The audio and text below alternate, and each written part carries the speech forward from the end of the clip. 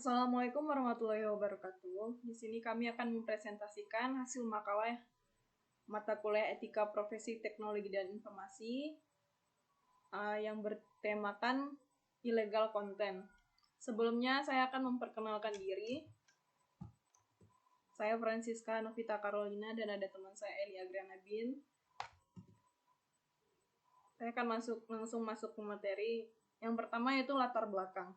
Kemajuan teknologi informasi dan komunikasi semakin pesat disertai dengan banyak permunculan perangkat-perangkat komunikasi yang menawarkan kecanggihan dan kemudahan, termasuk kemudahan dalam berselancar di dunia maya dengan cepat dan hemat. Internet seolah menjadi hal yang wajib bagi setiap perangkat komunikasi saat ini. Cybercrime merupakan bentuk-bentuk kejahatan yang timbul karena pemanfaatan teknologi internet.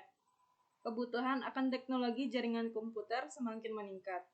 Selain sebagai media penyedia informasi, melalui internet pula kegiatan komunikasi komersial menjadi bagian terbesar dan terpesat pertumbuhannya serta menembus berbagai batas negara. Bahkan melalui jaringan ini, kegiatan pasar di dunia bisa diketahui selama 24 jam. Melalui dunia internet, atau disebut juga dengan cyberspace, apapun dapat dilakukan. Segi positif dari dunia maya ya, ini tentu saja menambah perkembangan teknologi dunia dengan segala bentuk kreativitas manusia. Namun, adapun dampak negatifnya yang bisa kita hindari. Seiring dengan perkembangannya teknologi internet, menyebabkan munculnya kejahatan yang disebut dengan cybercrime atau kejahatan melalui jaringan internet. Adanya cybercrime telah menjadi ancaman stabilitas, sehingga pemerintah sulit mengimbangi teknik kejahatan yang dilakukan dengan teknologi komputer, khususnya jaringan internet dan intranet. Berikut adalah jenis-jenis cybercrime, yaitu ada unauthorized access to computer system and service. Selanjutnya ada data forgery. Selanjutnya cyber espionage. Selanjutnya ada offensive against intellectual property. Selanjutnya ada infringement of privacy dan terakhir adalah illegal content. Apa itu illegal content? Illegal content merupakan salah satu bentuk pengelompokan kejahatan yang berhubungan dengan teknologi informasi atau IT. Illegal content dapat didefinisikan sebagai kejahatan dengan memasukkan data atau informasi ke dalam internet tentang sesuatu hal yang tidak benar, tidak etis, dan dapat dianggap melanggar hukum atau mengganggu ketertiban umum.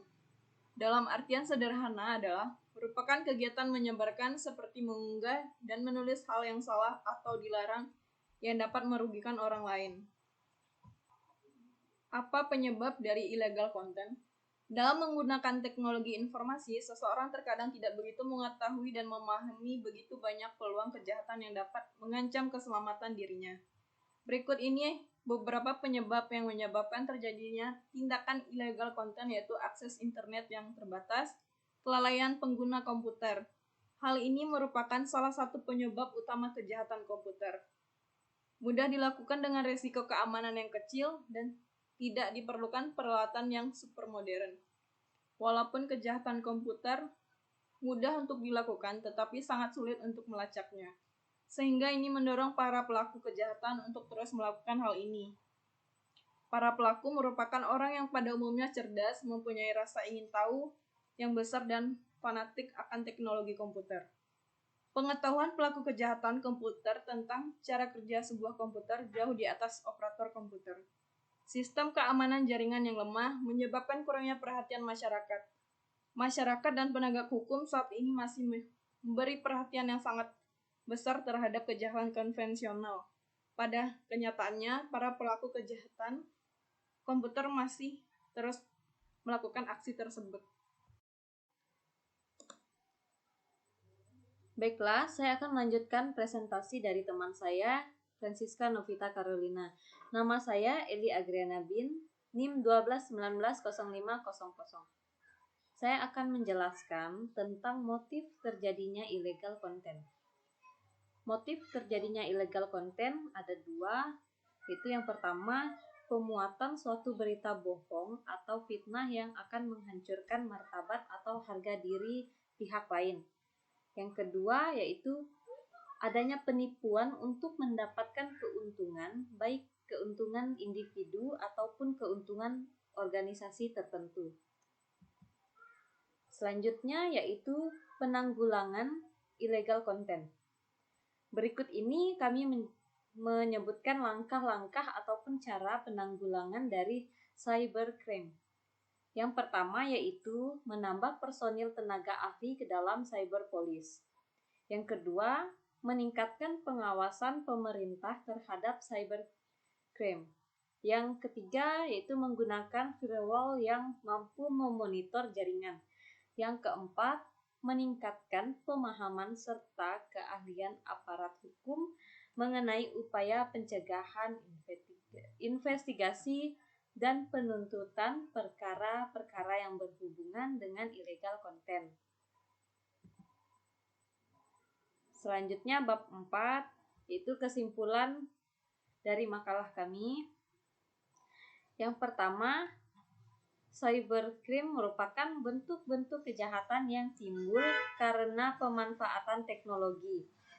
Yang kedua yaitu illegal content merupakan salah satu bentuk pengelompokan kejahatan yang berhubungan dengan teknologi informasi atau yang biasa disebut dengan IT. Illegal content dapat didefinisikan sebagai kejahatan dengan memasukkan data atau informasi ke internet tentang sesuatu yang tidak benar atau tidak etis dan dapat dianggap melanggar hukum atau mengganggu ketertiban umum.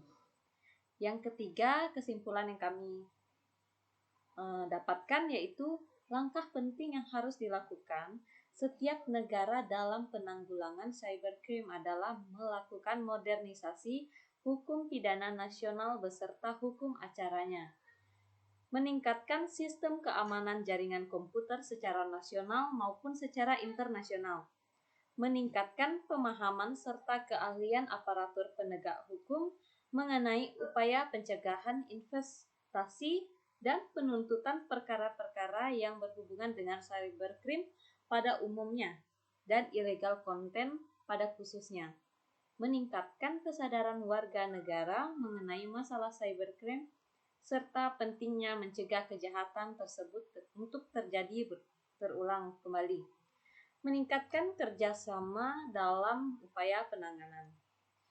Sekian penjelasan dari presentasi kami mengenai illegal content.